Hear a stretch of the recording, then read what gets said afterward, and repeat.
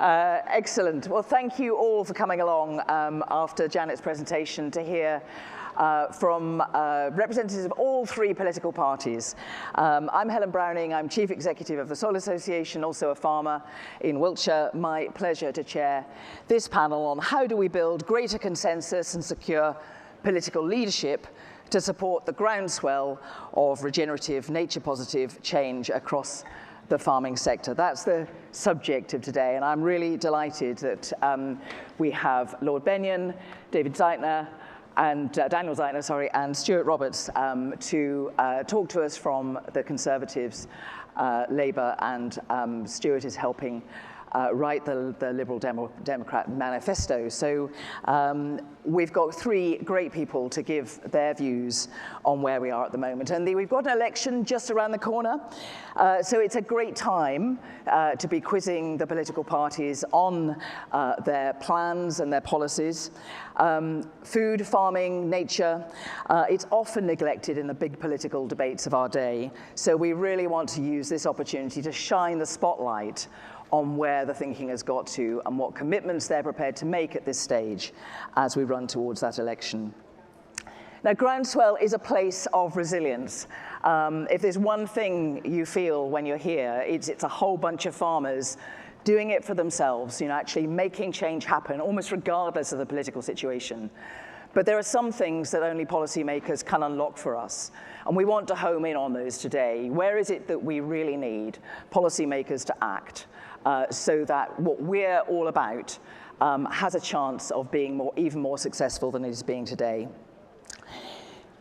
So we want to, a bunch of us got together last year and over Oxford this year, and we developed a consensus between progressive farming organizations and environmental NGOs to try and really put together the big ticket stuff that we feel needs to be addressed to make sure that policymakers are clear that across this sector there is one big voice, there is a clear view about the big stuff that needs to shift.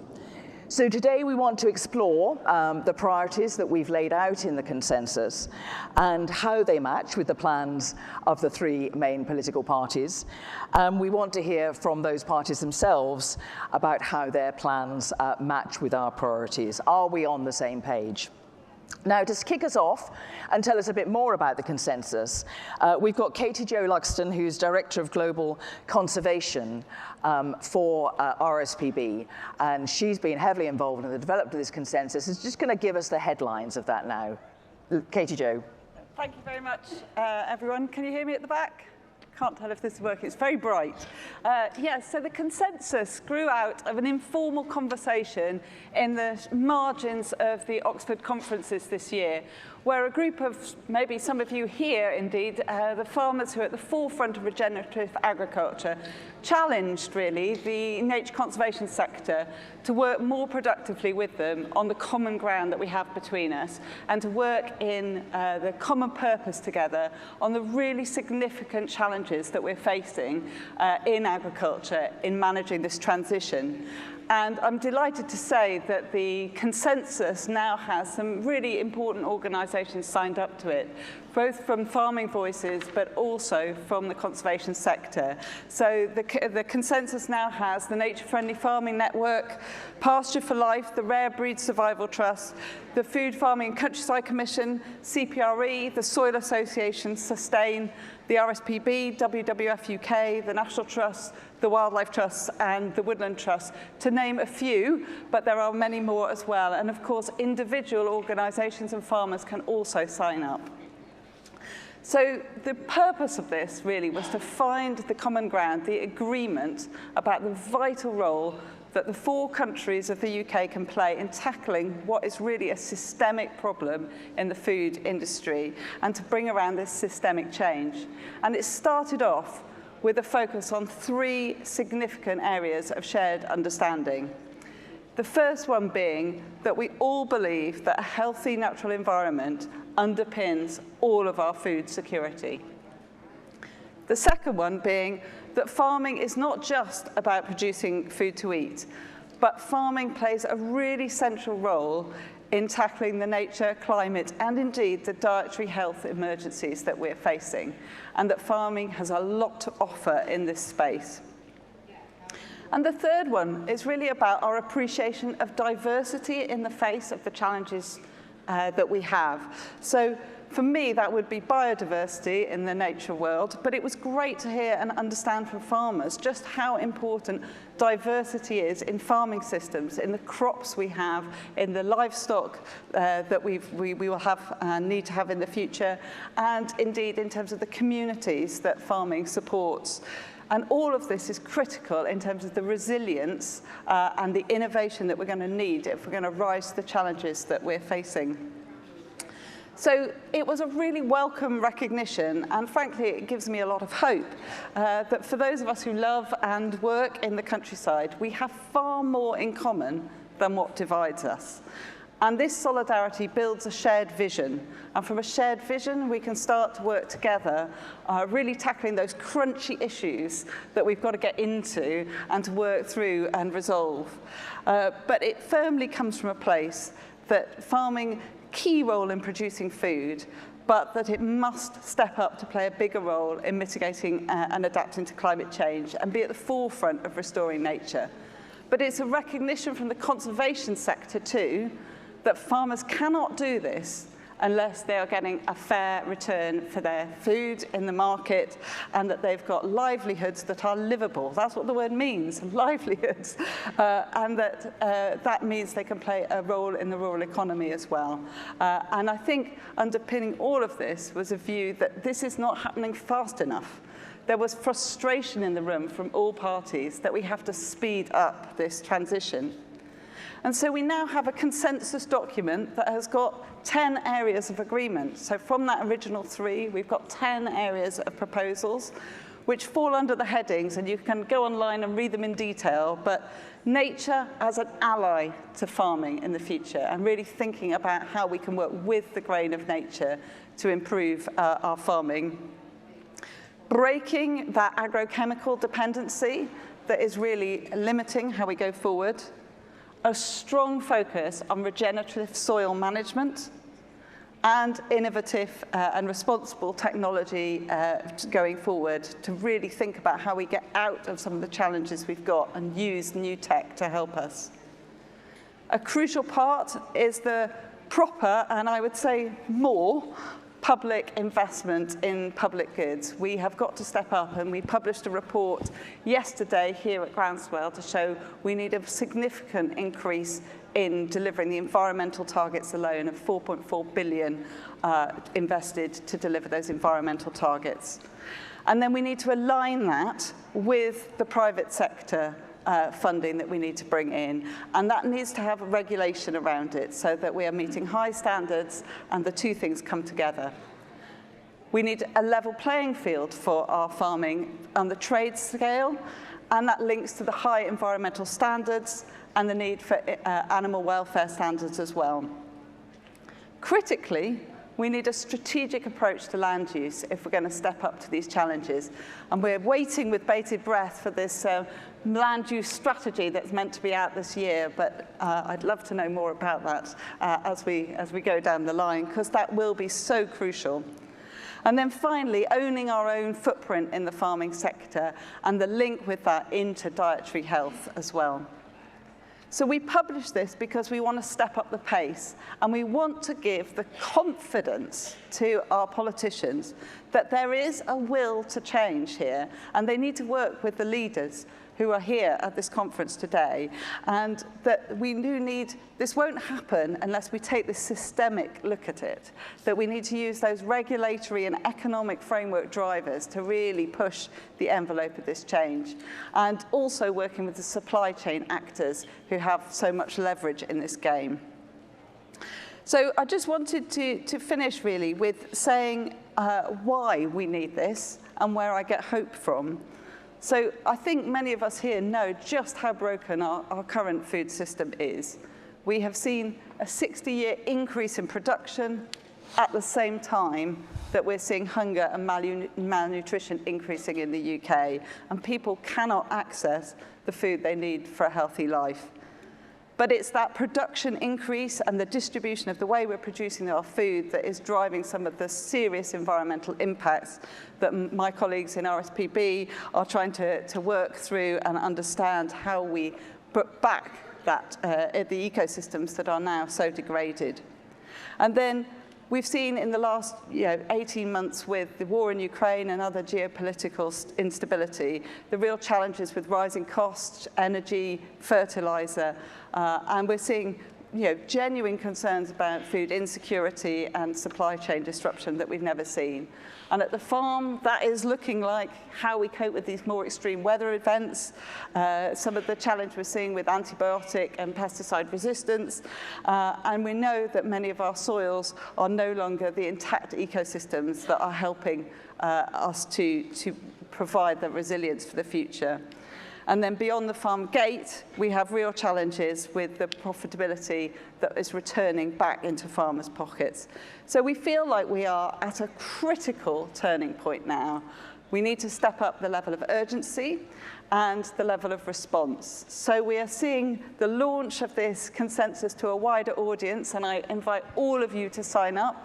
We went online with a new website earlier this week as well, and we really want everyone, if you share those same ambitions with us, to lend your voice and add confidence to the process, but also to participate in helping us tackle those difficult issues to bring alive this vision into reality. Thank you. Thank you very much, Katie Jo. Really good.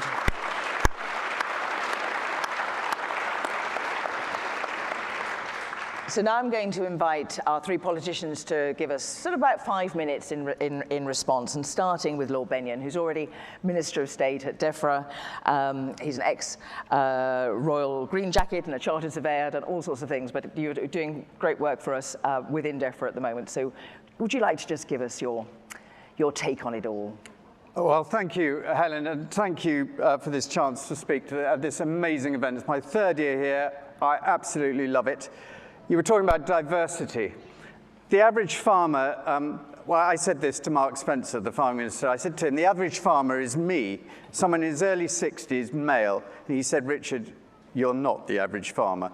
But that, when I come here, I see such an exciting group of people, new entrants to the business, people investigating a different way of doing things, and you're absolutely right. This is the time to have this kind of conversation. I'm going to say something that is totally heretic to politics. My friends up here may disagree with me. My party managers certainly would give me a very narrow-eyed look when I say this. But there's not a lot that actually divides us on these key issues. And that's good. That's good for your businesses. That's good for organizations that want to push government in whatever form that takes into a certain direction. Unlike in countries like the United States, we agree that humanity's greatest challenge is tackling climate change. We were the first country to pass with all-party consensus a climate change act, and we are seeking, struggling, trying to implement that drive to net zero, and that will always be the same, whichever one of our parties is in government now or in the future. Farming is going through a period of change, and would be, even if we were still in the European Union. When I arrived at DEFRA in the coalition government, friend Jim Pace was the agriculture minister, and he said, we've got to help the farmers to move away from the broken concept of area payments, where 55% of the money goes to the largest 10% of farmers. It's a broken system. We've got to work towards it. And what Michael Gove then introduced is something that I think, I hesitate to speak for the others, but I would be amazed if any other party in government would try and to change the direction we're going, which Janet so eloquently was describing earlier, and I won't go into any further on that. But when I was in agriculture college, I was taught about things like soils, and I don't want to misquote my lecturers, but it was more or less that it was a medium into which you put stuff and you got crops out of. And now the whole concept of change is about valuing things like soil. It's about understanding how we work better with science and climate. And I believe that is a consensus that will persist across the political spectrum. But in the word agriculture, there is one word that one part of that word we don't use enough about. When we're talking about the agri part, we're talking about soils, climate, husbandry, machinery, weather, water, and all the rest of it. But it's the culture part that I just want to touch on. Because farming and the countryside is, at its heart, a human existence. It's a human activity. It's humans that have formed that landscape. It's humans that, let's put our hands up, have damaged those ecosystems in some ways, but it's also humans that have nurtured it. And we have to find ways in our collective policy making that drive that forward. And that concept in the consensus document that talks about nature being the friend of farmers. It's also about farmers being the friend of nature. And we will find different ways of expressing that through our various manifestos in the coming election and in our debates in the future.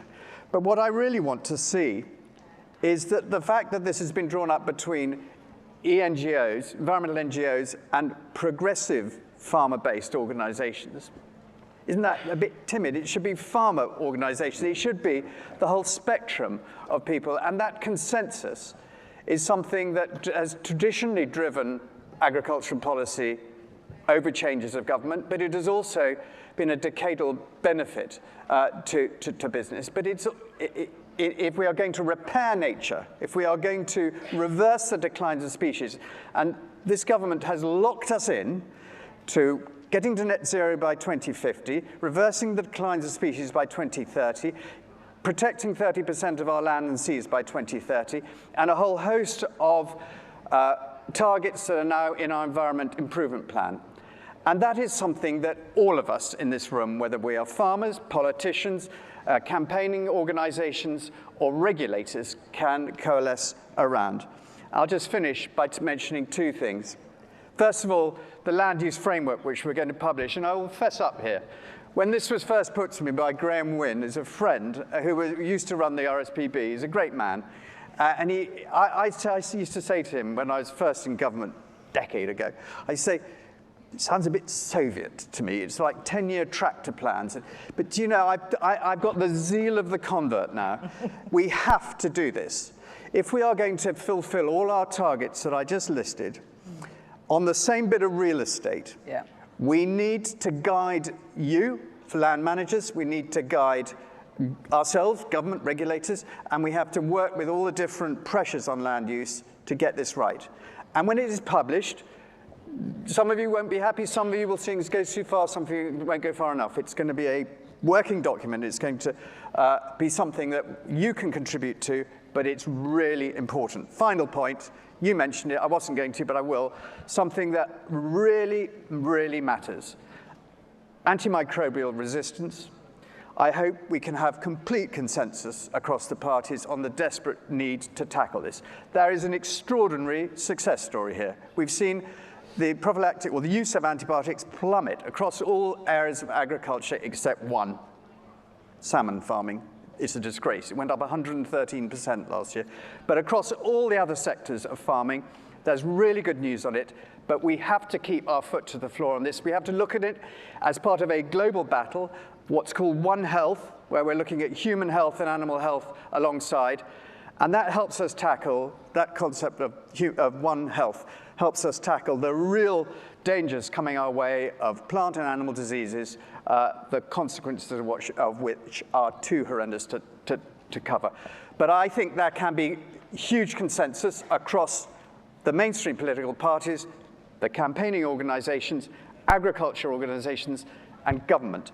And we want to see that for the good of farming, for the good of nature, and for good of societal future. Thank you so much.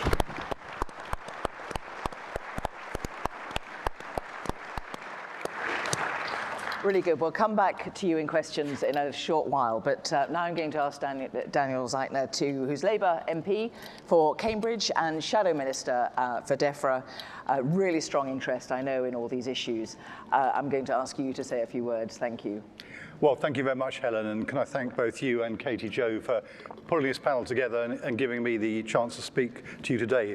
Consensus, it's a wonderful, wonderful thing. I can tell you, I suspect there's going to be more consensus in this room than there will be when Stuart stands up in the Commons in a few hours' time, and I might be back for that. But the consensus is really important. I actually agree with a lot of what Katie and Richard have said. This is my first time at Groundswell, and I'm absolutely delighted to be here.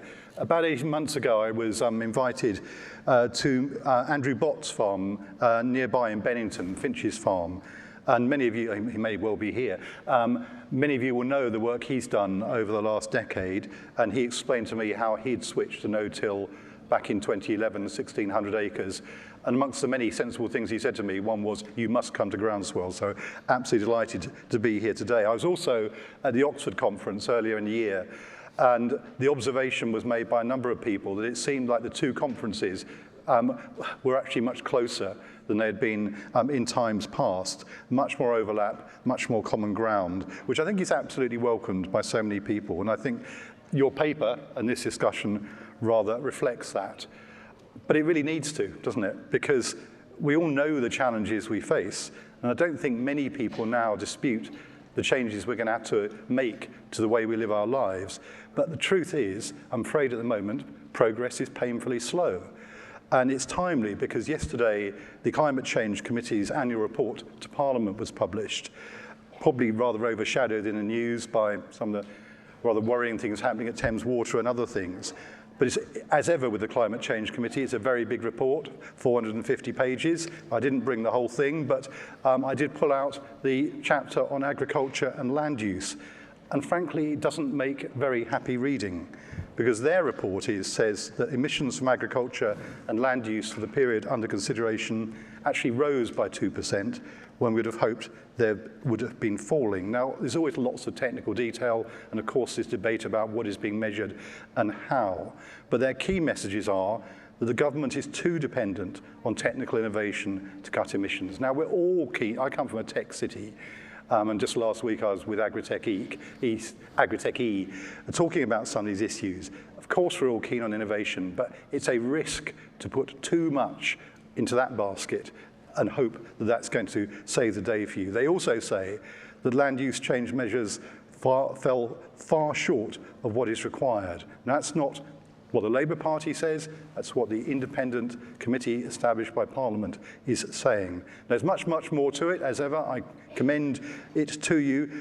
They also have an important section on agri-environment schemes like ELM, and that's what I'd like to say a little about. And I'm absolutely sure this will come up in questions. Now, most of you, I think, will have been in for the previous session with Janet Hughes, who does a remarkable job. I think it was absolutely right that she got a big round of applause. She's out there selling and promoting these schemes to farmers, and I commend her for that.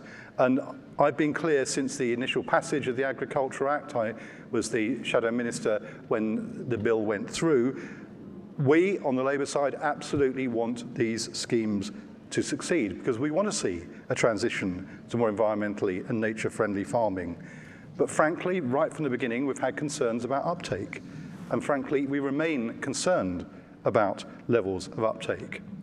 So, of course, I welcome the new standards, and I welcome the fact that Janet was here to explain them. I'm not sure that they're quite as simple and straightforward as they're sometimes made out to be. But frankly, the most important thing is the real test will be what are the environmental and nature outcomes from all this.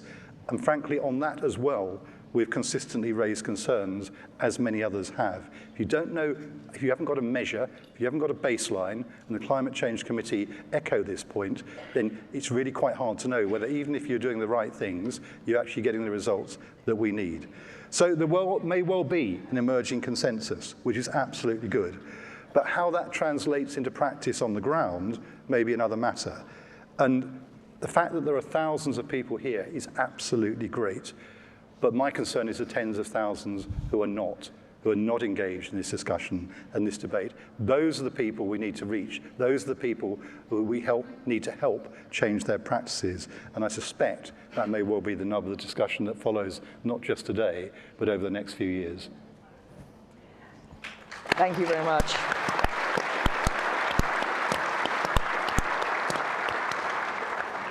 Lots to come back to there. And so finally, before we do that and open up for questions, Stuart Roberts, who I think probably is known to lots of people in this room, not perhaps so much in your new role as advisor to the Lib Dems, but in your role with DEFRA, with the FSA, with the NFU. You know these issues inside out. What have you got to say about it? Well, thank you, Helen. The first thing I would say is you said we're now going to listen to 3 politicians, right? I am not a politician, okay, so let's be very clear on that. These 2 are very professional politicians. I'm a farmer from 10 minutes down the road. And that's why I've got the gig, I suspect, because my travel expenses are a lot less than Tim Farron's would have been. The next bit, and I've already learned something, actually, and I thought it was fascinating what you were saying, Richard, about your discussion with Mark Spencer. If you are an average farm, right? If Englefield is an average farm, I am well below average, okay? But I think that the bit I'd really like to pull out, and I was really worried when I got the invite for this session, and I thought what Helen will be expecting is some big political falling out. And the reality is, the reason I've been scribbling notes here is because my notes are exactly the same as Richard's, exactly the same as everyone else's. And there is a consensus around the destination, I think, and the challenges we want to face. And I think we need to be very clear about that, because I think there is not some massively different view of the future that is not already aligned to a lot of what your document is saying. And I think hats off to you guys for producing that. But I think there are some challenges. Let's not pretend there is consensus, and Richard highlighted this. Let's not pretend there is consensus in the entirety of the agricultural population about the future of agriculture. You know, we are sat at Groundswell. This is my 4th time, I think, here. And every year it gets better and better and better. And I really take my hat off to the Cherry family, because it does bring together a much wider group each year. I think certainly in the early years I came, it would be fair to say it was somewhat of an echo chamber. I turned up the very first year in a suit and tie, and I'm not sure how I got through the gate. But the reality is we are now seeing a much wider population of the farming community here. It is becoming a much more normalized view of where the future is, a future that balances food production and the other outputs. And actually, it's not just food we produce on our farm. We produce energy, we produce fiber, but we're also needing to do that in a completely symbiotic relationship with nature. It isn't just about what we can do for nature. I think one of the things that needs to be talked about much more is what nature can do to improve my farm and those other things I produce on it. But there are still farmers in this country who do not see that, and I do hear from them. And I think actually there is as much work on the sector itself, and I think the same can be said within some of the environmental NGOs actually, that just see farmers as the enemy and don't see them as a partner in this. So that consensus needs to go way beyond politics. I think actually getting consensus about the destination within politics is probably going to be the easier bit of the jigsaw. But I also agree with a lot of what Daniel was saying. I think we can agree on a destination. That doesn't mean we all have the same route to get there. It doesn't mean we all have the same view about how the pace we need to go at. And I also suspect at the next general election, one of the big topics, and I really hope it's a topic, is how much it will cost to get there. And I was very interested in listening to, reading the RSPB's press release yesterday about a pretty big call, effectively an additional £1 billion a year to put into this area of work, to which I was really, really annoyed, because I had one thing that I had permission, I was allowed to announce today as something that we'll do going forward, which is the Liberal Democrats have committed to put an additional £1 billion a year into agricultural funding. Now, that isn't because the RSPB announced it yesterday. We had already committed to do that, but I think it just shows that there is certainly some consensus around here. So my view is, I think that consensus to some extent already exists, but where it doesn't exist, as I say, is in the wider community.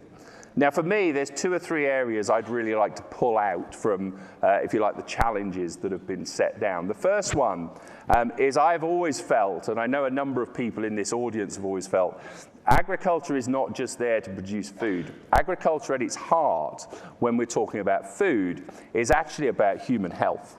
That is not just in terms of nutrition. I think actually when we look at mental health, when we look at it's something that Richard and I have talked a lot about over the years, the role agriculture can play in saving money for the NHS, in providing a better, healthier, and more fulfilled life for people is a really important one, and that needs to underpin some of these things. And the last point I'd just like to touch on, and then we could, I'm sure, expand lots of this out, is we as farmers can agree on where we want our industry to go. We as politicians, sorry, these two as politicians and me as an amateur politician can discuss where we think the future wants to go. Ultimately, the people who will really decide this is wider society. And I have a very strong view that if agriculture does not embrace a world where we have a symbiotic relationship between the environmental outcomes that we need to produce and the products we need to produce, whether that be food, energy, or fibre, ultimately society will not let us farm the land. They will take away that license we have to farm the land. And therefore, actually, that future direction where we are farming in harmony between those things is absolutely non-negotiable. We will have debates about how we get there. As I say, we will have debates about how much we want to spend on it, at what pace we want to do, and it will not surprise you, all 3 of us probably will disagree to some extent on some of that. But I think the ultimate destination is probably one that's shared by, I was going to say 100% of this tent. I'm sure it's not 100%, but I bet it's not far off that. So to some extent, you've already got a big dose of that consistency that already exists. Thank you, Stuart, very much indeed.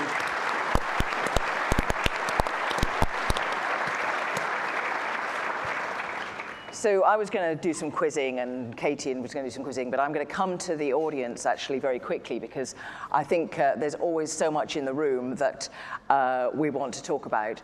As I start to line up speakers, I just want to ask one question, though, if I may, which is why can't we use some of the expenditure that we are wasting in the NHS because people are becoming ill through poor diet?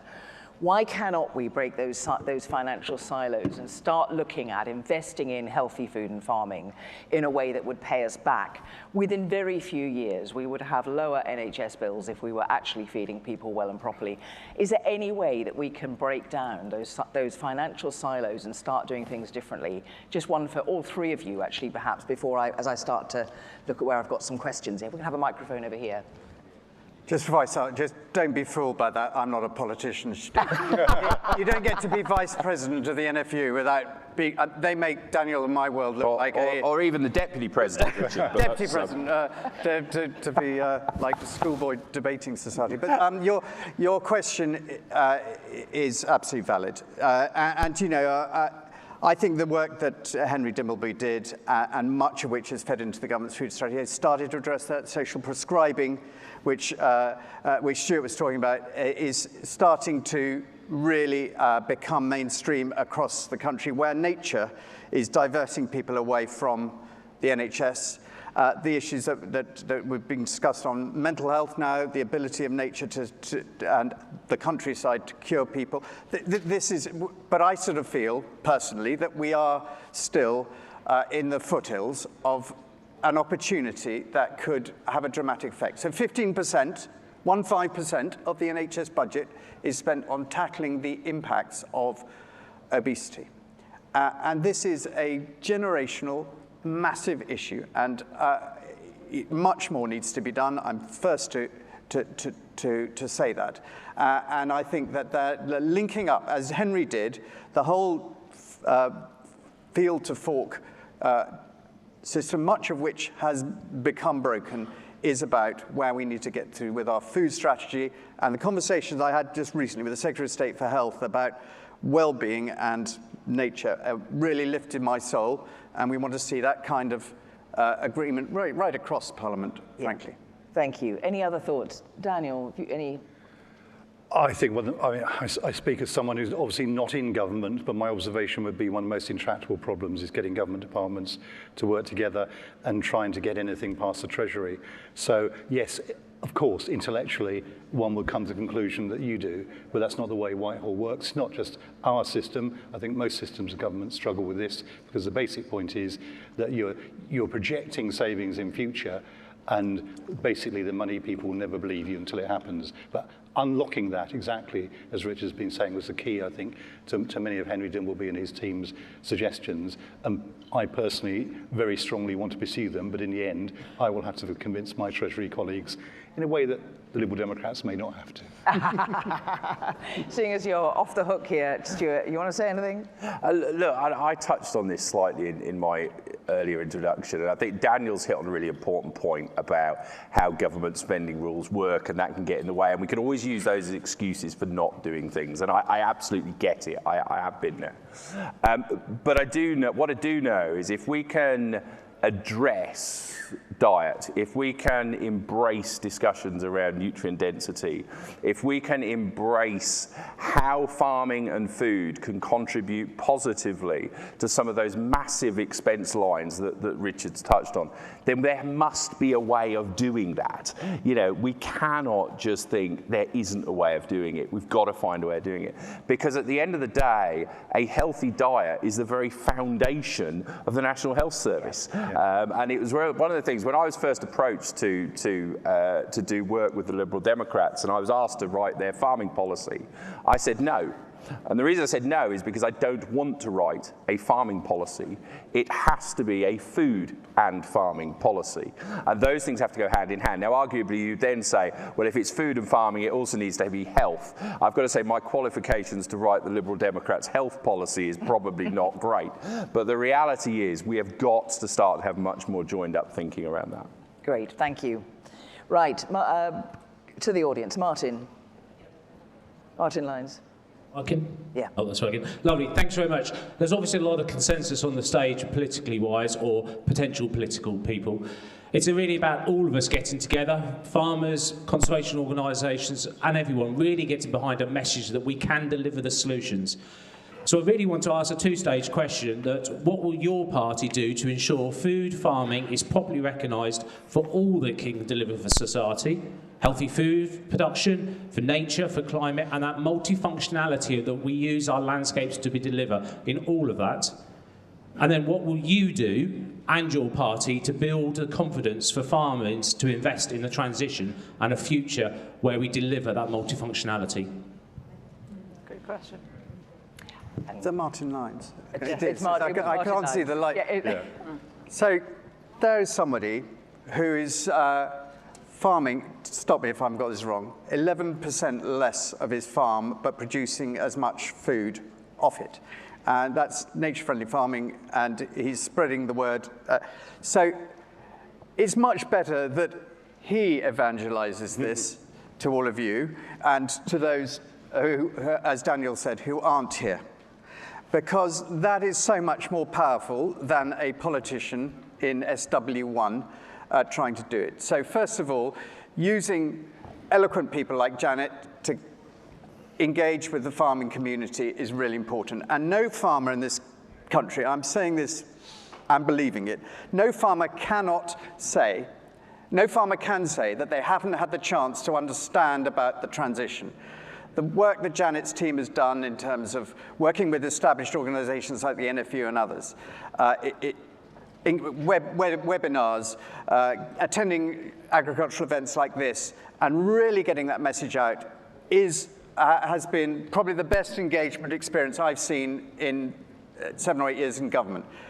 But there is a bigger job to do, to explain how we can deliver this and the benefits of going into SFI, going into countryside stewardship, going into landscape recovery, going into a private sector green finance option, which might deliver a fantastic solution for a catchment, but also allow you to continue to produce food.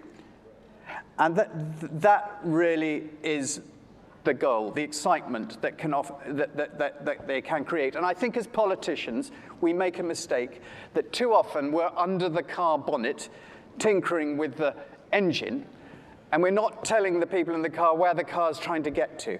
And I strongly believe that producing food and a healthier society is a fantastic job to be in. It's a fantastic time to be a farmer, and it's a fantastic way to feel societal worth for what you do. But we live in a time of change, and that makes people nervous, scared even. And so it's our job to guide people through that, but to use organizations like Martin's to be to extol the virtues of where that car can get to, where we can deliver for society through these policies. I think it's a really exciting time, and actually it's a thesis rather than a 2-minute answer to your question, but that's what I feel. Daniel, Stuart, do you want to come in on that at all? Yeah, I think, look, I'm going to, it's going to turn into an I agree with session, but that's good. I think that's fine. Well, that's what consensus is about, yeah, that's Helen, what it's so about. We'd be worried if we weren't heading there. But I think actually Richard makes a really good point about actually what we do need is real clarity around that destination. Because I think, look, for all the joking aside, I am a farmer. That's what I make my income out of, okay? That's what I do in Harpenden, just down the road. And actually, unless I have clarity about what the future is, if I am uncertain about what that future is, if I'm not sure, if I'm being told lots of different things, then actually I get really worried. And when I get worried, what I do is I don't make decisions, or I make stupid decisions. And I think one of the things that we do need to make sure we all become better at is actually the social science we're going to need over the next few years. Not in terms of what the physical science says we need to do with particular land or particular fields or particular crops or particular animals or particular topographies, whatever it is. But actually, how do we take an entire community, and I say community rather than industry, because actually farming is a community, as you say, which is a culture. But actually how we take people on that journey, and I think that's the really difficult bit, because it's not all going to be positive. There will be people who are not in business in 10 years' time who are in business today. There will be big change in this industry. That's been inevitable for some time. And actually we can do it's a really exciting future. And I can be just as positive as Lord Benyon on this about what we do as farmers is the most exciting thing in the world. I think it is definitely the industry to be in. I would rather not, there is nothing I'd rather be than a farmer, well, maybe a politician, but there's nothing I'd rather be than a farmer, okay? And I'm producing for the environment, I'm producing food, I'm doing all these wonderful things, and let's get really excited. But it's also a really frightening time, because of change. And we need to be able to convene people to actually understand that, so that actually we can take everyone on that journey, so that actually we can talk about not individual businesses and what we do, but about how we can move the entire rural community to a really positive future where it's delivering for everyone in society. Fantastic. Right, I'm going to take 2 or 3 questions together, I think, so that we can get through a few. Who's got microphones? Yeah, here, then Sue, then here, then over here, has a hand up for a long time, and there. 5 I've got already. Hiya. Be quick. Is it me? Yeah, go on, be quick. I'm Emily. I work for Worcestershire Wildlife Trust with Severn Trent, delivering their grants. I was just wanting to reflect on something that Daniel Zeichner said regarding the baselines, etc. At Worcestershire Wildlife Trust, we took part in the tests and trials of farm management plans, which haven't kind of gone ahead. But we've also got a facilitation fund, which currently we can't provide advice through, but is the perfect vector for people on the ground to offer advice, see what the baseline is now and where it could be, and write reports for them. So I was wondering what you thought about making that more of a thing so that farmers have a kind of gauge about where to go and they feel listened to, because in my Severn Trent work, because we regularly contact the farmers, they really appreciate that, because yeah. So about advice to farmers, really. Yeah, great. Sue, just behind. Thanks. I mean, we are in a transition, and a transition needs a version of the future, and the consensus represents that. And I'm really delighted that we are signatories to that version of the future. But it also needs a plan. It needs a clear plan and a set of policies and a set of actions so that we all know what to do next and what to do first to accelerate our progress towards that shared version of the future. So I'd like to ask really specifically, what policies would you be wanting to introduce quickly or first for incoming governments that accelerate that transition? And where would you put the guardrails in so that any kind of competing forces advocating for a different version of the future are less powerful, and it becomes good business for everyone to farm in the way that we describe in this consensus? Great, thank you. And just in front of Sue.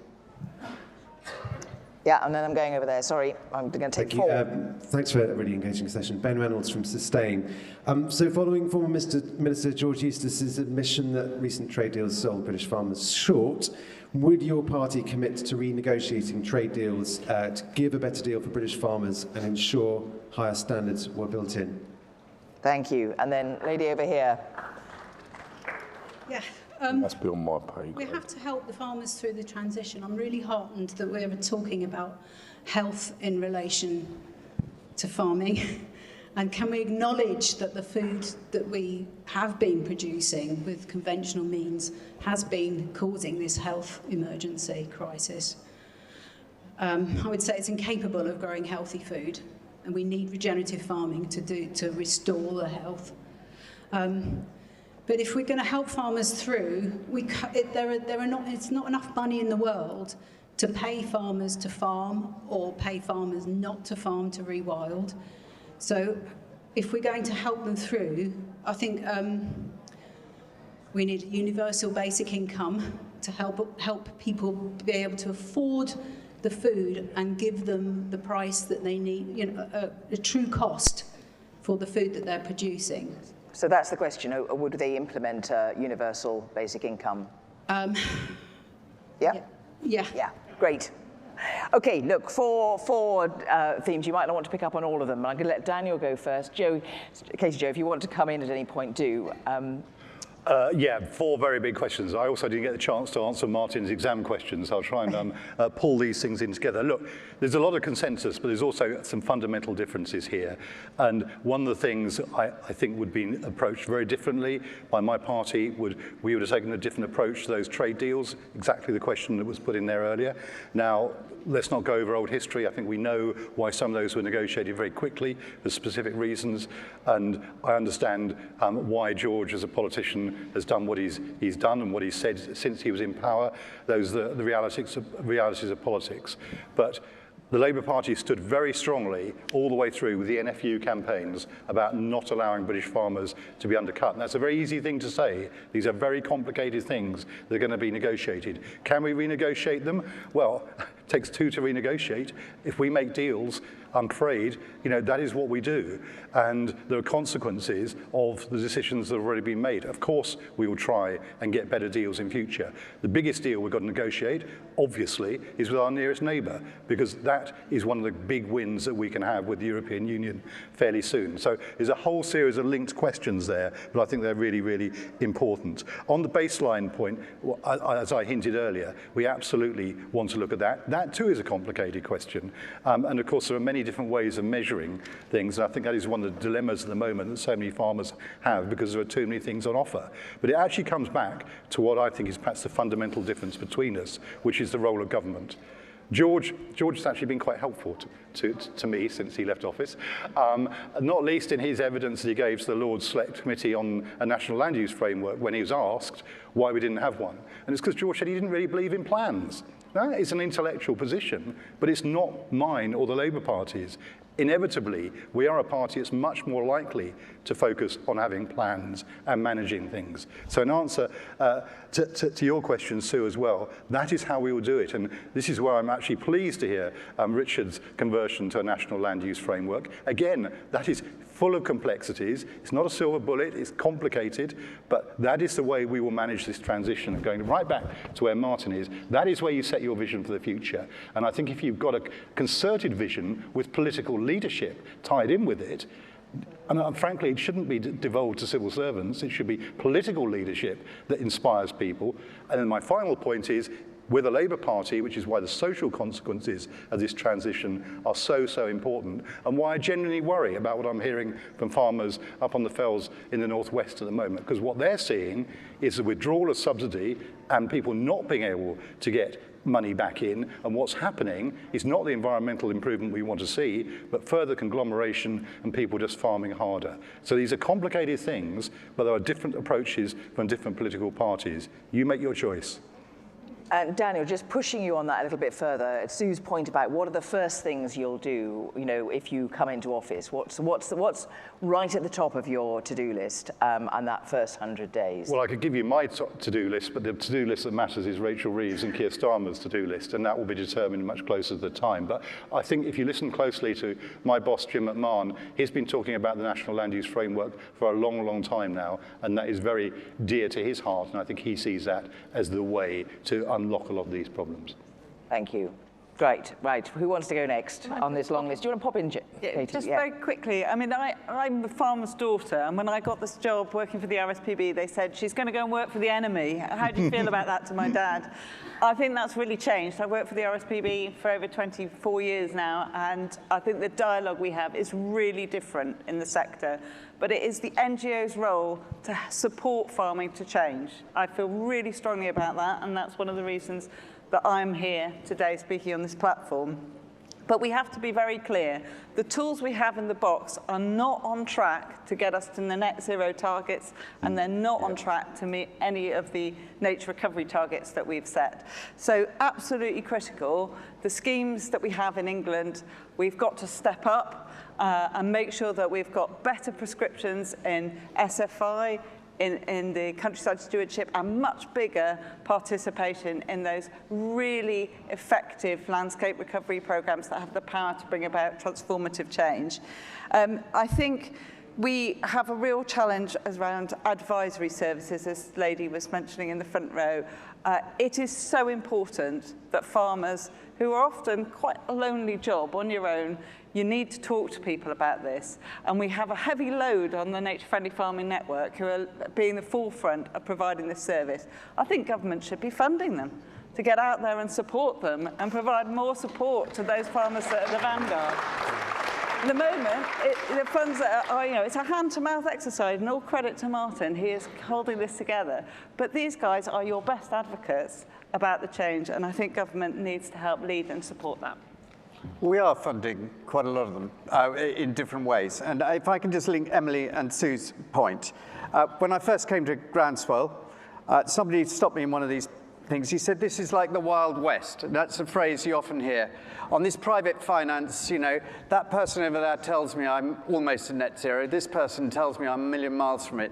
And so we have been working really hard in government to try and bring some order in the right kind of way, not over-regulating and driving out private sector finance, but looking at this in order to weed out greenwash.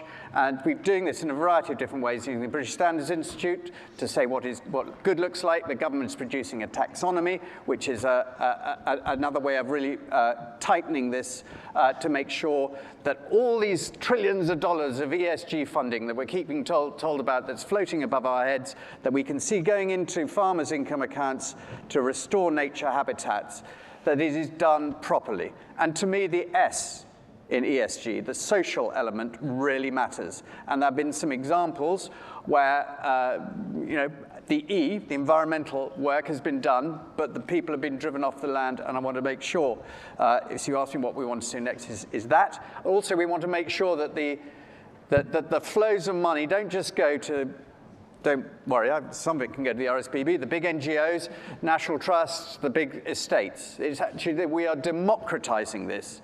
And that is why through our facilitation fund, and we are funding farmers to do baseline assessments in our new actions, that we are making sure that we are empowering smaller groups of farmers working in clusters, perhaps, or working through facilitators to try and take forward projects which will really bring forward large amounts of money. There are the trade deals that we've done, I can't remember where the question was coming from, that there have been, for the first time ever, chapters in it about agriculture, about animal welfare, about the environment.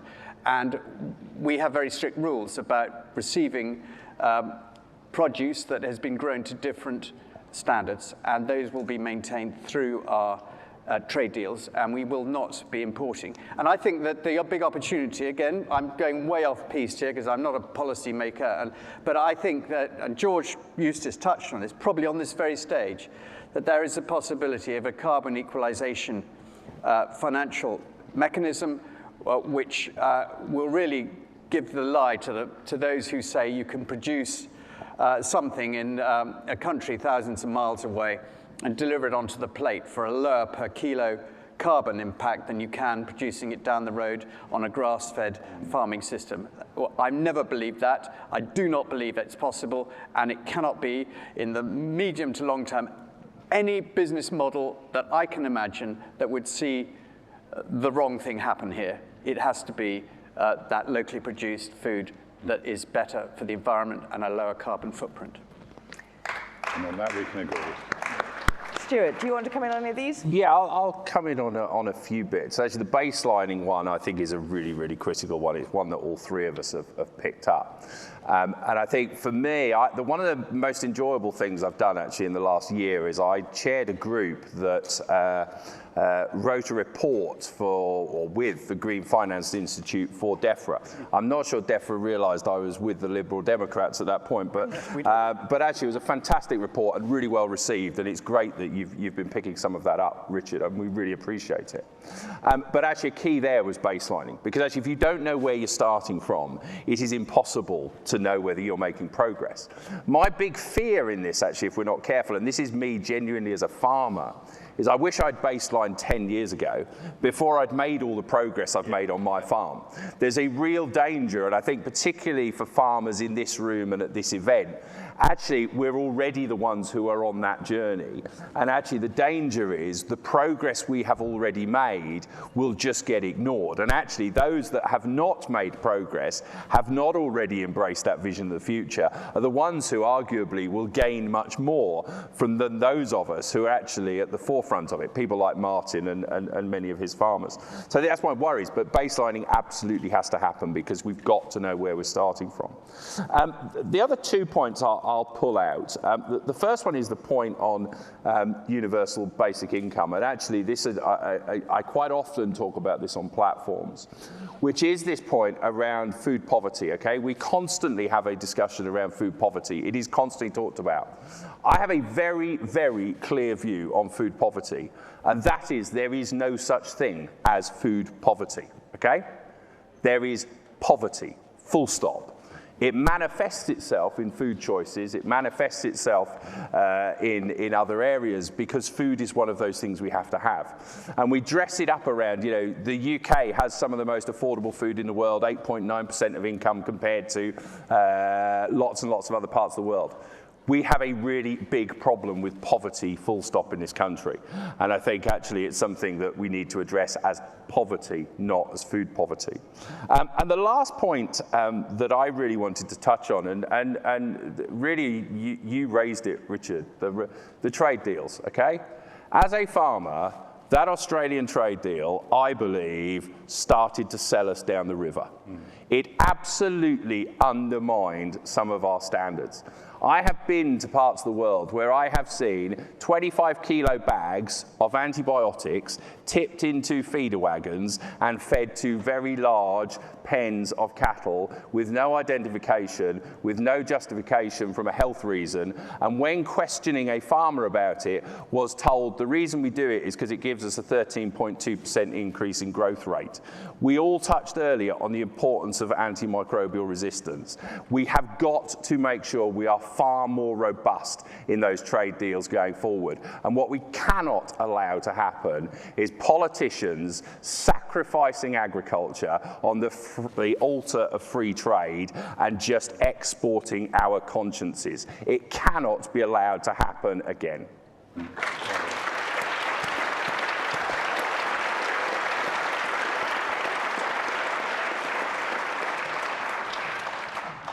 Right, okay, we're going to take one more round. I'm getting very low. So there, and then I'm here, and then we're here. No, then we're here. Yep, 3. Sorry, you've done one already at the back there. Not so much a question as sharing a positive news story with you all. My name's Alexia Briefly. Robinson. I represent Love British Food. I'm the only person representing agriculture who's sat on the Public Sector Catering Alliance for the last 4 years. This is the alliance of people who buy the food in the NHS, in schools, in prisons, in care homes. It really is about a question. Combined together, they're actually farming's biggest customer. I just wanted to share with you, because it's very relevant to what Stuart and Richard have been saying during this, where they've mentioned the term NHS on many, many occasions on stage today. Last year, we started an initiative taking NHS caterers onto farms, and we specifically chose farms that were farming regeneratively.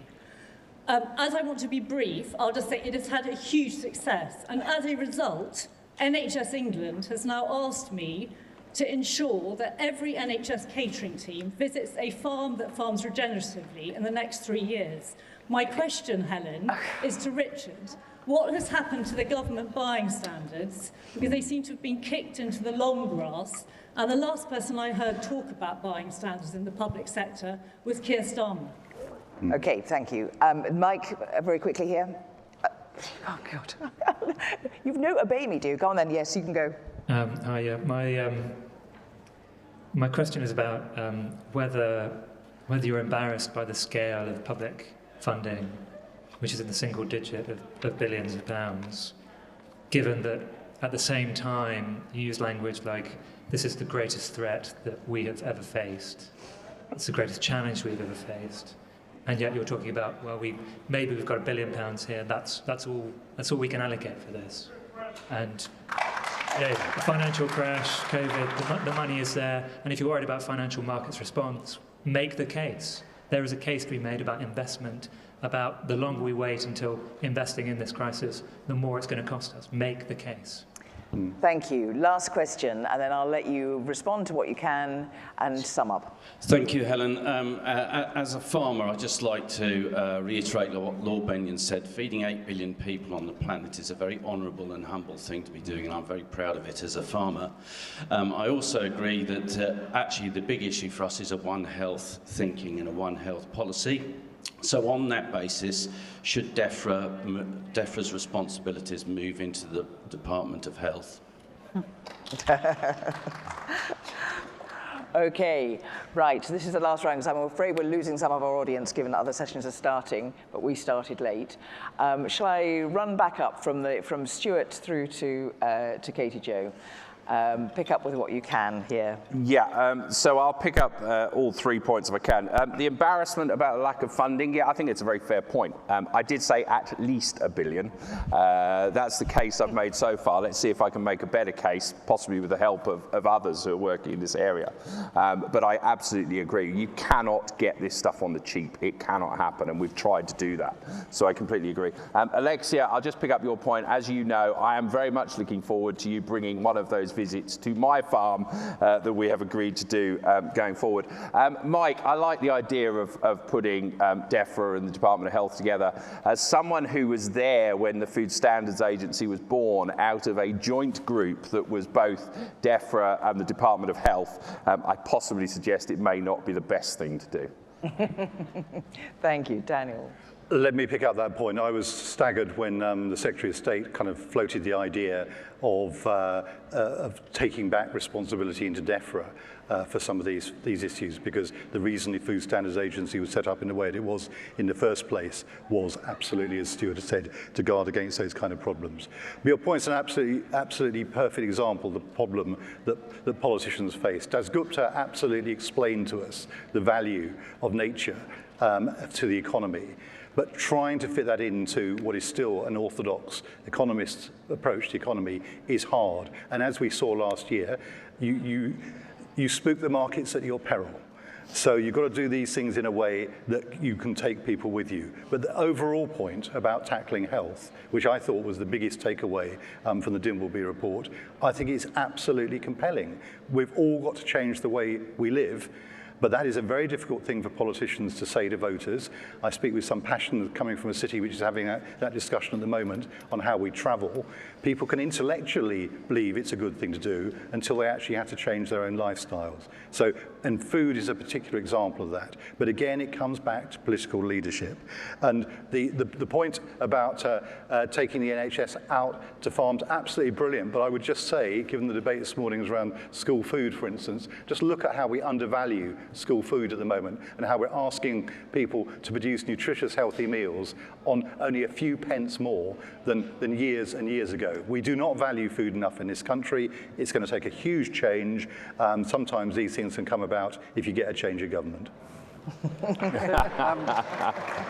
Thank you, Alexia, on your NHS. I love good news stories like that. I don't deal with government buying standards, but if I can get your details afterwards, I'll certainly take that up. I'm very glad Daniel mentioned Das Gupta. His review was the first time any government in any country in the world has commissioned a report on the economics of biodiversity from a finance department, from our Treasury. And that is a crucial point. And so we're not just talking about an environmental catastrophe of species loss. We're talking about an economic one as well. Am I embarrassed? Well, we are putting, first of all, ring-fencing support for agriculture, as we've done through this Parliament, something that we were very committed to. We are spending large amounts of money right across government on trying to tackle this. And I have an international role. And if you want to feel good about what this country stands for internationally, look at our environmental leadership abroad, not just the COP in Glasgow, but our continued engagement. I went to Montreal with 35 young DEFRA and Foreign Office officials, and they really led us towards achieving that global agreement to see that 30 by 30 commitment and all the other benefits we got. The UK is revered internationally for our leadership on environmental politics, and it's very important that we not only continue to do that, but we also deliver domestically, because that allows us to talk internationally. On the point about merging health and DEFRA, we do break down the silos that government, and we're better at it. There is still too much silo thinking. There are too many types of policies where there isn't enough talking, and there is a developing system within government which does start to break that down. What do I want in the future? More of that. Thank you. And just to round up, I'll pick up the point about the One Health approach, because I think that is hugely important. We've seen in the last 24 months a really significant global outbreak of highly pathogenic avian flu in wild birds and also in domestic poultry. And of course, this comes from another human pressure. It comes from how we have kept a large number of birds in close proximity where the virus can mutate very quickly. And we need to really think about taking a much more proactive approach, because we know that avian flus are some of the most likely to come across into human pandemics. So I feel really strongly about the point you've made as well. And then I'm really pleased you mentioned the world leadership that the UK has had fantastically on the global stage, where our government committed to both a doubling within 5 years of the money going into nature conservation and a tripling within 10 years. So I think a significant chunk of that has to be delivered through agriculture. I don't see the pathway for where that funding is going to come from yet, but we know that we have government commitments to do that, and it's got to be spent on the right things. So a big chunk of this, we've said 4.4 billion in the UK must be spent on environmental outcomes. But there are other outcomes that we need from agriculture. So that means the budget has to significantly increase. But we know that through the work we've done, that 4.4 billion is what is required to deliver the environmental targets. But really, we need to see a significant step change in financial investment from private and public sector. And that was a real area of strong consensus that we all have within the group that have signed that consensus document. We know we have got to make the case between us and together for this investment in our land management. Thank you, Katie Jo, and thank you all hugely. There are so many more questions I'd like to ask, actually, and I think there's probably plenty more questions people in the audience would like to ask. But I think I'm massively encouraged by the consensus that is emerging around the direction of travel and the recognition, actually, of some of the flaws that there are currently, some of the plans that need to be put in place, some of the delivery that needs to get better, some of the budgets that need to get bigger. I think it's going to be vital that we work on this together. I'd like all the political parties actually to sign up to this. Do you think that would be possible? And I'd certainly like everybody in the room who thinks that the conversation we've had this afternoon makes sense to come along and see us or go onto the website and put your name on it as individuals or organisations, because I do think this is a time, it's not about, the debating club. This is about coming together to find the solutions that are going to work to give us the confidence, the pathways into the future that are going to be viable for nature, for people, for farmers. We can do this now, and Groundswell is always a moment where everything feels possible.